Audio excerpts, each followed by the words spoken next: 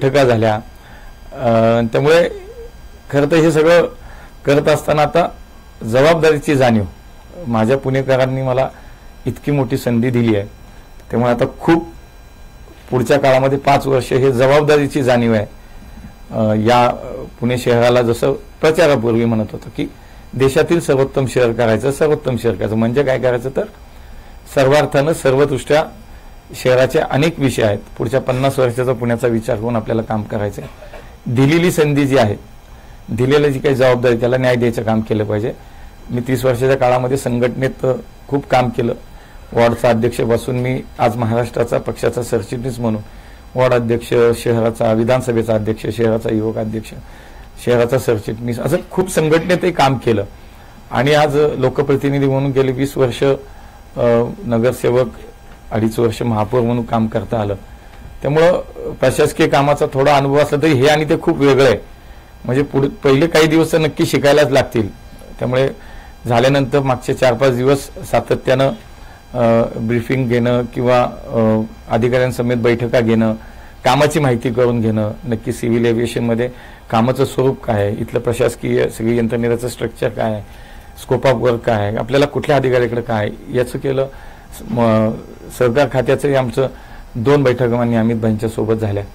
त्यामुळे एक सुरुवात आहे आणि मला असं वाटतं की प्रत्येकाला आता ती उत्सुकता संपली आणि एक आनंदाचा क्षण होता, तोही सगळ्यांनी आता साजरा केला, सगळ्यांना बरं वाटलं। आता खरी माझी परीक्षा सुरू होणार आहे आणि ती म्हणजे कामाची। तर खूप अपेक्षा आहेत पुणेकरांच्या, खूप काम करायचं आहे आणि मला काम करायला आवडतं। मी एखादा विषय जर हातामध्ये कामाचं घेतलं तर मी त्याचा खूप पाठपुरावा करतो सातत्यानं। मागच्या 2-3 दिवसात पुण्यातल्या अनेक विषयासंदर्भात इथं यायच्या आधी म्हटलं तुमच्याबरोबर बसायच्या आधी काहीतरी घेऊन यायला पाहिजे म्हणून 2-3 दिवस बऱ्यापैकी काही ना काही सुरुवात पुण्यातल्या काही विषयासाठी करून आलो, भेटीगाठी केल्या। तेव्हा कामच करायचे असा सगळा मनामध्ये विचार आहे। सहकार हा तर खरं तर सहकाराकडून समृद्धीकडे आपण म्हणतो, त्यामुळे हा एक मोठा आपल्या महाराष्ट्राचा तर सहकार हा एक आत्मा आहे। समाजातल्या अगदी शेवटच्या माणसापर्यंत, शेतकऱ्यापर्यंत त्याला समृद्ध करायचं, तर सहकाराचं एवढं मोठं झालं महाराष्ट्रात, तर ते पुढच्या काळामध्ये ते अधिक शक्तिशाली करणं, त्याला आत्मनिर्भर करणं, शेवटच्या संस्थेला सुद्धा म्हणजे देशात 8 लाख जर सहकारी संस्था आहेत तर त्यात फक्त महाराष्ट्रात 2.5 लाख आहेत। इतकं मोठं महाराष्ट्र आणि म्हणून कदाचित मला असं वाटतं की माझ्यासारख्या कार्यकर्त्याला महाराष्ट्रामध्ये संधी दिली असं की खूप काम आहे, आता तुला कामाला लागायचं, तू काम केलं पाहिजे आणि म्हणून या सगळ्या याच्यात खूप काम करायचं आहे। सिव्हिल एव्हिएशनच्या विषयामध्ये सुद्धा पुण्याशी संबंधित नवी मुंबईचं विमानतळ, पुरंदरचं विमानतळ, खूप काही गोष्टी आहेत। केवळ पुणे नाही, महाराष्ट्रात आता एक पुणेकर म्हणून, एक सर्वसामान्य कार्यकर्ता म्हणून देशाची सेवा करायची संधी मिळते।